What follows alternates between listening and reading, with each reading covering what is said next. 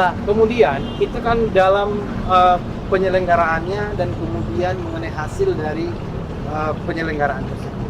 Saya mau spill sedikit, mau buka sedikit. Pada waktu hari pemungutan suara, itu ada satu tragedi ya, tadi saya katakan tragedi, bahwa waktu itu di TPS 66 Kelurahan Kerus Kacang di Tanah Abang itu ada musibah ketika waktu itu hasil dari pemungutan suara berupa kotak dan juga isinya itu akan diantarkan ke gudang kota yang ada di kecamatan untuk melakukan selanjutnya tahapan rekapitulasi ya. Dalam perjalanan pada waktu itu mengalami musibah dan kecelakaan dan sampai bahkan KPPS kita gugur pada waktu kita. Sementara di situ juga ternyata bersama-sama dengan pengawas TPS dari TPS 66. Bisa diceritakan mungkin Ketua, ketika kemarin mengalami seperti itu, apa yang menjadi tindakan ataupun perhatian dan tanggung jawab dari KPU terhadap hal-hal yang seperti ini, dalam arti ada personil kita yang mengalami musibah. Bisa diberikan. Baik, ya kita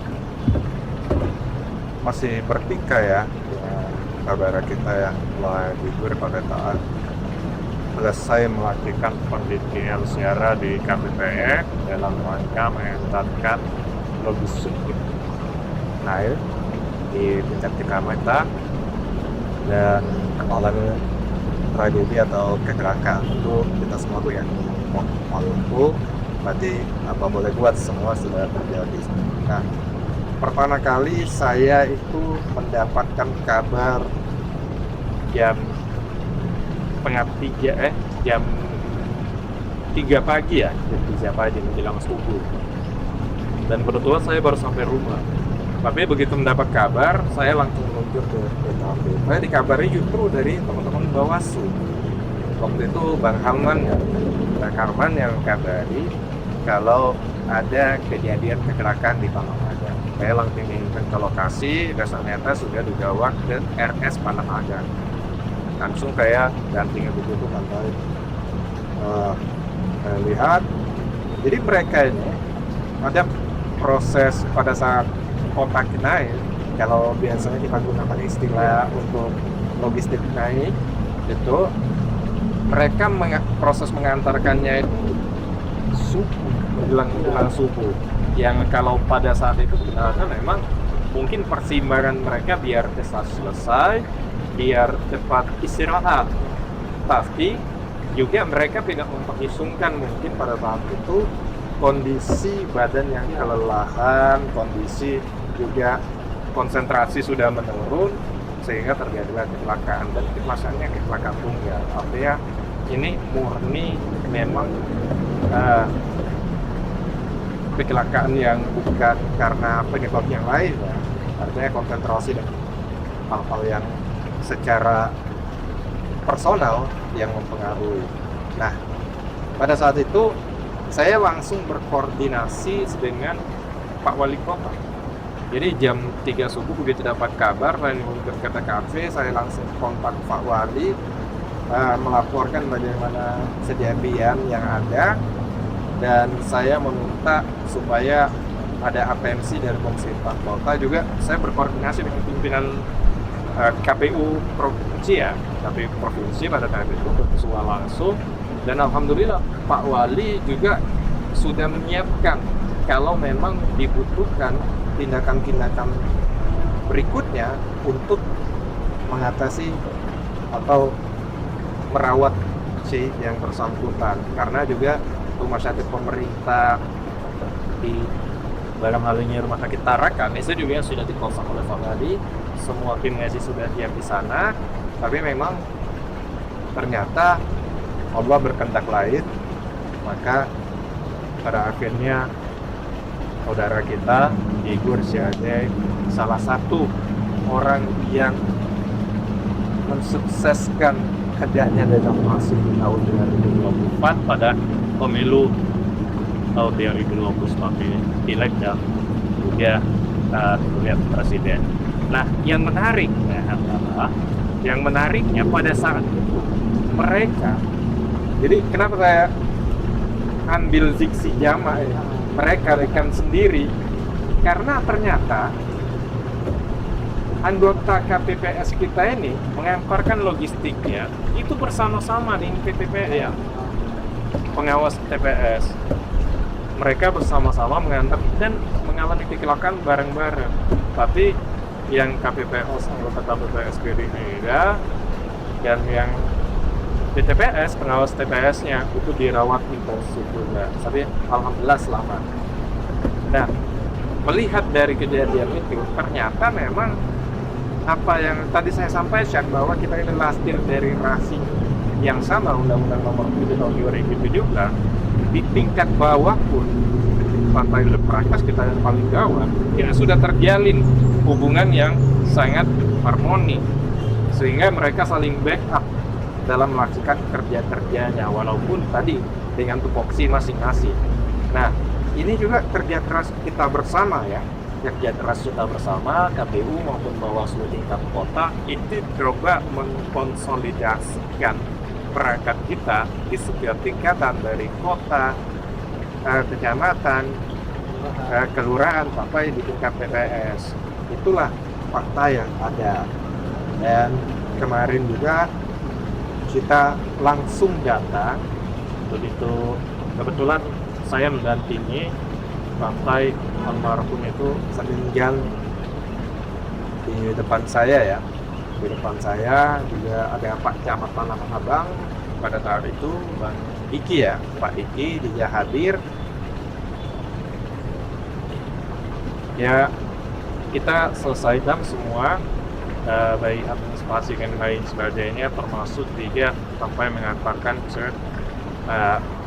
prosesi beliau dikebumikan juga dari kita juga memberikan santunan dari keluarga korban. Memang nilainya tidak seberapa, tapi minimal inilah bentuk empati dan simpati kita sebagai tanda duka dari KPU Jakarta Pusat. Ya.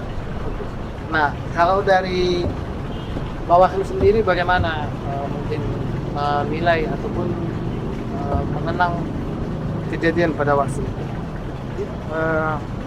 Pasti yang disampaikan bahwa sejak kejadian ini kami memang awal jaringan ya deteksi dan dia tidak terdekat itu dan dia ambil ketika ya Pengawas TPS selamat meskipun sempat dirawat lama ya. tadi pulang pagi sebenarnya kita hidup di depan rumah beliau. Ya ada beda surat lebih mana yang seperti yang itu sorry negara bawahnya ini yang coba kira ke depannya memang berbicara bersama dan berikut orientasi yang saling awal tugas masing-masing dengan tidak berbeda, tapi ini sudah berjalan baik di KPI dan bawah 3 kapasitas. Tentunya ini saya kira ini harus dirawat, Yang merawat demokrasi bagaimana bisa merawat minyak tanpa bisa berjalan. Ya, jadi area pertanyaan saya sebenarnya mau ke situ, Bang. Saya sebenarnya mau bertanya. Jadi saya melihat bahwa di bawah personil kita itu mereka sangat koordinatif, punya kerjasama yang bagus. Nah, makanya saya ingin tahu nih, kalau dengan Bawaslu Jakarta Pusat dengan KPU Jakarta Pusat sendiri, kira-kira bagaimana hubungan kerjasamanya? Apa jangan mungkin ya nggak bisa berkoordinasi atau ada bertolak-belakang? Bisa nggak dijelaskan, Bang? Kira-kira hubungannya Bawaslu dengan KPU sekarang seperti apa kalau kita dapat? kita kalau ada sesuatu yang tidak saya perlu sungguh di lapangan, tentunya tidak kita koordinasikan, berjelas apa yang terjadi dalam sebuah perkara TKT itu. Dia duduk masalahnya bisa kita dapat bersama. Pakai kesulitan, kami tidak sangat penting. Jika kita tahu sejauh mana masalah itu terjadi sudah setin sekali bagaimana dia apakah ada tiga tindak pidana kayak tadi yang pelanggar di situ yang bisa diselesaikan berdasarkan adalah kenyataan bersama sendiri diskrepsi untuk pengetahuan dan pemahaman yang bersama Itu yang tadi dan regulasi. Dan yang penting juga koordinasi ya, saya koordinasi. koordinasi itu baik dalam sudut pencegahan lewat pola Untuk- kita ingatkan apa yang ada di ini yang ada kita paling Oke, baik. Nah, dari Ketua KPU Jakarta Pusat, bagaimana kira-kira memandang soal hubungan antara KPU dan Bawaslu? Ya. Jadi KPU Bawaslu itu tadi ini saudara kandung ya, saudara kandung yang lahir dari rahim yang sama. Lagi-lagi saya bilang Undang-Undang Nomor 7 Tahun 2013 itu dengan tupoksi ngatur masuk. Akan tetapi memang ada beberapa hal yang perlu kita duduk bareng. Contoh, ada beberapa baik Perbawaslu maupun PKPU itu yang secara esensi sebenarnya sama, tapi punya kewenangan yang berbeda. Contoh, misalkanlah dengan hasil pemilu atau sebelum hasil pemilu terkait data pemilih. Nah, data pemilih ini kan sebenarnya data yang bisa diakses secara umum. Tapi memang ada hal-hal yang perlu kita batasi karena di dalam PKPU itu sendiri menyatakan bahwa tidak boleh memberikan data pemilih baik ke siapapun dengan memberikan identitas lengkap dari data pemilih. Nah, ini kan secara aturan kita dibatasi itu di KPU, tapi di Perbawaslu mereka mungkin ada aturan, secara aturan dimintakan supaya dapat data pemilih by name by address. Nah, hal-hal yang seperti ini kan yang membuat kita harus duduk bareng. Jadi penyamaan persepsi perspektifnya itu yang harus ketemu. Pada prinsipnya kita menjalankan semua kerja-kerja kepemiluan kita itu sesuai dengan peraturan yang tadi Undang-Undang Nomor 7 Tahun 2013 tadi. Di vaksin itu bisa juga tetap bersijat pada Undang-Undang 14 2008 terkait dengan Undang-Undang Keterbukaan Informasi Publik. Juga kan di dalam Undang-Undang Keterbukaan Informasi Publik itu ada juga yang namanya data yang dikecualikan. Nah, itu juga kita dibatasi. Ada lagi Undang-Undang data pribadi yang terbaru tahun 2022 kan. Nah, hal-hal yang ini juga sehingga membatasi kita untuk memberikan akses penuh terkait dengan hal-hal seperti itu. Nah, dalam pengalaman kita kemarin memang hampir terjadi gesekan juga ya di bawah baik itu teman-teman kecamatan ataupun di kelurahan ya, di kelurahan itu hampir terjadi gonta-ganti.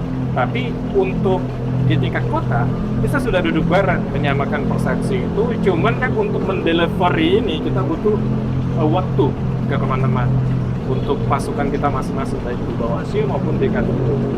Tadi pada prinsipnya kemarin setelah kita duduk bareng, kita juga bergerak bareng dan di beberapa lokasi kita juga bareng-bareng melakukan sosialisasi itu sehingga tidak terjadi hal-hal yang tidak diinginkan. Juga saya yakin baik KPU dan Bawaslu beserta perangkat sampai ke bawah itu tetap berpegang teguh pada peraturan perundang-undangan yang ada di sektor turunannya yang pada intinya mau menjalankan semua tugas dan kewajibannya tanpa keluar dari koridor hukum yang ada. Maka tetapi yang menjadi catatan adalah pemahaman mereka dalam melaksanakan itu. Apalagi ada rentan jarak yang lumayan ketika ada peraturan Bawaslu dan KPU yang memang secara teknis agak sedikit berbeda. Begitu. Baik. Ini saya ingin tahu hal yang terakhir karena kita sudah lumayan banyak tadi yang kita bicarakan dan kita bahas dalam pertanyaan saya yang terakhir ini. teman pemilih tentunya ingin tahu, karena banyak yang berpikir di teman pemilih itu ketika sudah terlaksana pemilu dan pemilu kada 2024, maka tentunya tugas KPU dan juga tugas Bawaslu sudah selesai. Nah, kita ingin tahu nih kira-kira sekarang setelah misalnya pemilu dan pemilu kada sudah selesai, bisa diceritakan mungkin nanti seperti apa saja kegiatan yang memang dilakukan pada masa-masa setelah selesai tahapan pemilu dan pemilu kada. Dari Ketua Bawaslu, silakan. Terima kasih. Saya kira untuk tahapan ini kita berapa? Ya, tahapan. Nah, kita masuk pada kemudian evaluasi dan penguatan lembagaan. Kita ada namanya contoh di penguatan tidak memberikan kategori, di mana kita tahu bersama kemarin bahwa kalau Bawaslu ataupun KPU hadir setelah tahapan jalannya atau tidak sendiri, ya saat ini pendidikan kami kita itu ketika dikembangkan dan awal bagi itu tidak kita harus berkoordinasi dengan pihak lebih baik pemerintah kota, persisnya tidak satu keputusan ke sekolah-sekolah pelajar SMA ataupun ke UPT ataupun ormas setempat. Jadi kita membangun kerjasama pengawasan satu tadi, bagaimana membuat indikator ini hingga kapasitas mereka sadar akan hak dan kewajiban mereka pada diri. Ini yang penting kita awal jaga bersama sehingga tidak terjadi nanti pada saat tahapan berjalan itu pada dimulai sosialisasi. Karena kedepannya saya pikir kalau hanya dua tahapan perlu ada, saya kira tidak terbuk ada semacam tiga tahapan, ada nilai kiasan, pason, dan evaluasi. Nah, tahapan evaluasi yang sangat penting. Nah, hari ini tahapan evaluasi itu tadi itu dengan revisi undang-undang atau perbaikan undang-undang atau regulasi itu sangat penting, karena pada saat depan itu mau tidak perubahan, terus ada perubahan lagi dari peraturan atau juknis ini dan alternatif oleh masyarakat maupun peserta atau masyarakat sendiri. Saya kira itu yang penting kita sepakati sejak awal di tahun 2 tahun ini setelah pemilu 2009 bisa ada tahun 2020 mungkin kita nanti kita setelah ini akan ada kontestasi bagi teman-teman susat dengan kami. Saya kira dengan ada regulasi yang baru yang ada sisi untuk berdasarkan dan etika kalau disepakati, walaupun ada kegiatan yang menarik di sini sebagai ketua undang-undang, berbeda harapan kami sebagai pelaku undang-undang ini bisa diberikan secara demokratis sehingga masyarakat pemilu juga ada tanggung jawab. Kita bangga sebagai penyelenggara pemilu wajib integrasi yang jelas, karena ada tahapan yang akan harus diawasi berdasarkan undang-undang. Karena MK ada juga kita rekomendasi sudah diciptakan jadi putusan. Jadi saya kira ini MK telah sadar dan lihat kita sebagai lembaga Bawaslu sangat penting untuk dikawal. Sekarang hari ini kita serahkan pada pembuat undang-undang, maka akan juara dari MK dan juga serahkan. Jadi kita tetap semangat saat ini juga mengawal demokrasi sesuai hasil dari rekordan kemarin. Tentunya kita mungkin tidak tingkat sedangkan ayat ini itu lah kita berkaitan pada masyarakat terkait pemilu. Kita sebagai Bawaslu dan KPU tentunya itu kandidat masing kewenangan kita masyarakat yang dari atas maksudnya mati. Oke, baik. Terima kasih Ketua Bawaslu Jakarta Pusat. Kalau di KPU Jakarta Pusat, apa nih kegiatan setelah sudah terlaksana pemilu dan tahun ini? Oke. Kalau untuk KPU sendiri sebenarnya, nah ini bagus juga nih untuk pendidikan ke semua ya, ke masyarakat. Biasanya di dalam pikiran masyarakat itu ketika pemilu dan pilkada selesai, maka tetap Habis ya? Kalau di KPU sendiri apa kegiatan yang dilaksanakan? Oke, di non tahapan ini, nah ini baik ya untuk juga menginformasikan semua masyarakat. Jadi jangan sampai masyarakat berpandangan ketika pemilu dan pilkada itu selesai, maka KPU tidak ada pekerjaan lagi. Padahal ada hal yang paling penting, yang fundamental, yang juga saya kerjakan selama tidak ada tahapan. Namanya ada pendataan pemilih keberlanjutan yang kita juga plenokan setiap 3 bulan sekali. Nah, ini sudah mau masuk bulan September, di bulan Agustus, nanti di September kita untuk triwulan ketiga itu kita melakukan pleno juga data pemilih keberlanjutan, tepatnya di divisi Datin, data informasi. Nah, di sini kita memastikan semua pergerakan data pemilih, baik itu yang pertama, data pemilih yang keluar. Artinya penduduk Jakarta Pusat yang sudah tidak bertempat tinggal atau yang sudah pindah keluar Jakarta Pusat itu harus kita pastikan. Satu. Yang kedua, data penduduk masuk. Nah, ini juga menjadi update data kita. Yang ketiga, pemilih pemula. Artinya yang belum pernah sama sekali mencoblos atau melakukan pemilihan, tapi nanti dia sudah menjadi pemilih potensial untuk melakukan pencoblosan. Yang keempat, data pemilih yang sudah meninggal. Data pemilih yang sudah meninggal. Ini juga bisa dapat, sehingga data nanti yang disajikan ketika memang menjelang pemilu atau penetapan DPT itu sudah komprehensif, tidak lagi tercatat. Yang kelima, data pemilih atau penduduk yang diterima sebagai TNI dan atau Polri. Nah, ini yang kita pastikan semua. Yang terakhir ini yang menarik ya. Yang menarik adalah sebagaimana kita ketahui, TNI Polri ini bertugas bukan cuma pada satu tempat. Betul, ketika mereka sudah dilantik dan bertugas secara hak pilih, TNI Polri ini sudah tidak ada hak pilih lagi, tidak boleh, karena ini dibatasi oleh undang-undang. Tapi yang perlu kita sampaikan adalah TNI Polri yang bertugas ini juga biasanya membawa keluarganya untuk pindah.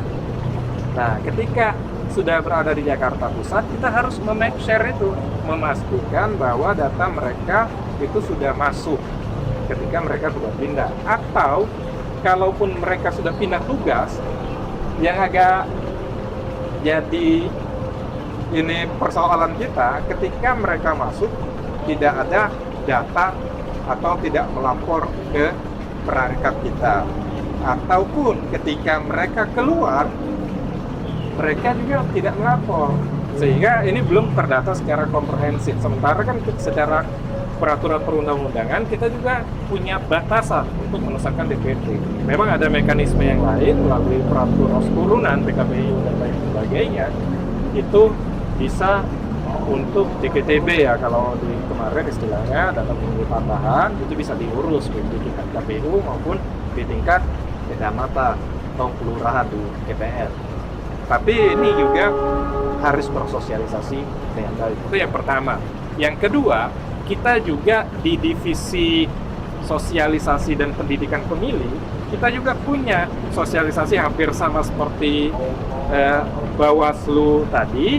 Kita juga aktif melakukan sosialisasi dalam rangka penguatan demokrasi kepada pemilih pemula dan juga segmentasi yang lainnya, kaum marginal, OKT, Ormawa, organisasi kepemudaan, mahasiswa dan lain sebagainya, yang juga dilakukan secara intens, secara periodik di setiap lembaga-lembaga tersebut. Jadi kita sebenarnya selama non tahapan ini kita melakukan kerja-kerja sesuai yang diamanatkan oleh Undang-Undang Nomor 7 Tahun 2017. Karena suksesnya pemilu itu bukan pada saat tahapan saja, tapi sebelum tahapan sudah juga kita lakukan kerja-kerja penguatan demokrasi, termasuk juga melakukan koordinasi komunikasi baik itu dengan Bawaslu dan stakeholder yang ada di tingkat Jakarta. Gitu. Baik, tanpa terasa sudah banyak hal yang kita obrolin. Jadi kita tiba kepada penghujung. Oleh karena itu, sebagai mungkin kata-kata penutup, misal dari Bang Sony duluan, Ketua Bawaslu Jakarta Pusat. Ya, terima kasih. Saya kira bicara tentang pemilu adalah sarana pelaksanaan kedaulatan rakyat yang harus kita kawal bersama, dan kita sudah sepakat dengan adanya pemilu kita masyarakat terlibat secara langsung. Tentunya sebagai pengawas pemilu, kita punya komitmen untuk mengawal penguatan kelembagaan ini. Bawaslu dan KPU harus tetap pada lekatkan permanen Kabinet Jawa, jaga bersama, karena tanggung jawab ini bukan hanya kami pribadi kita, tapi ini sama saja tentang Indonesia masyarakat. Karena sifatnya penyelenggara pemilu itu tidak hanya sekarang kepada KPU untuk Bawaslu, tapi kita bersama raja berikan dengan tangan. Sehingga kita memiliki tagline bersama raja lewat pemilu, bersama Bawaslu tegakkan keadilan pemilu. Nah, itu harus kita kawal bersama, termasuk menangkapkan penyelenggara KPU dan PKPD. Kira segini. Oke, baik. Terima kasih Ketua Bawaslu Jakarta Pusat. Nah, sekarang Ketua KPU. Apa nih kata-kata terakhir? Baik, untuk kita sebenarnya tanggung jawab demokrasi, tegaknya demokrasi di Jakarta Pusat ini bukan cuma tanggung jawab KPU, bukan tanggung jawab Bawaslu saja atau DKPP saja, tapi tanggung jawab kita semua. Karena ini sebenarnya amanat konstitusi kita ya, amanat konstitusi dan juga amanat dari Pancasila, perwujudan dari sila keempat Pancasila. Nah, marilah bersama-sama kita bersikap dewasa, marilah bersama-sama kita bergandengan tangan bersatu bagaimana menghadirkan demokrasi yang sehat, demokrasi yang tentunya tetap saling menguatkan, dan demokrasi yang merawat keberagaman yang ada. Maka ke depan apa yang sudah kita lakukan di masa yang lalu, baik pemilu maupun pilkada kemarin, ini sudah menjadikan kita kuat, sudah merajut hubungan kita sedemikian rupa. Ke depan mudah-mudahan kita bisa menghadirkan semua kerja-kerja kepemiluan itu lebih baik lagi, dengan juga peraturan perundang-undangan yang akan segera mungkin disahkan oleh pembuat undang-undang. Kita tunggu saja, karena pada dasarnya kita hanya pelaksana teknis. Kita akan melaksanakan sebagaimana amanat undang-undang. Tapi penguatan kelembagaan ini mari kita bersama-sama, termasuk juga dari masyarakat Jakarta Pusat terutama, karena ini semua tanggung jawab kita bersama. Indonesia akan baik ketika demokrasinya baik, dan secara teknis memang ada di KPU, dan secara pengawasan ada di kelembagaan Bawaslu, dan kedua-dua lembaga ini tentunya diawasi oleh DKPP. Jadi semua ada mekanisme yang baik. Mari kita pahami semua peraturan dengan baik dan ejawantakan pada pelaksanaannya masing-masing. Semoga demokrasi kita lebih baik lagi. Oke, baik. Terima kasih. Kami tentunya menyampaikan terima kasih atas kehadiran Pak Sony selaku Ketua Bawaslu Jakarta Pusat, dan juga Bang Etni, Ketua KPU Jakarta Pusat, pada kesempatan ini bisa bersamai kita dalam program Kopi Pejampur. Bisa sambil silakan diminum kopinya. Makasih. Kita seruput kopi dulu. Ya. Teman pemilih, demikianlah tadi obrolan kita bersama dengan Ketua Bawaslu Jakarta Pusat dan juga Ketua KPU Jakarta Pusat.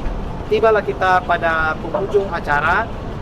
Dari saya mengucapkan terima kasih atas waktu bersama dengan kami dalam acara Kopi Pejampur. Kita obrolin pemilu di Pejampur. Terima kasih. Luar biasa.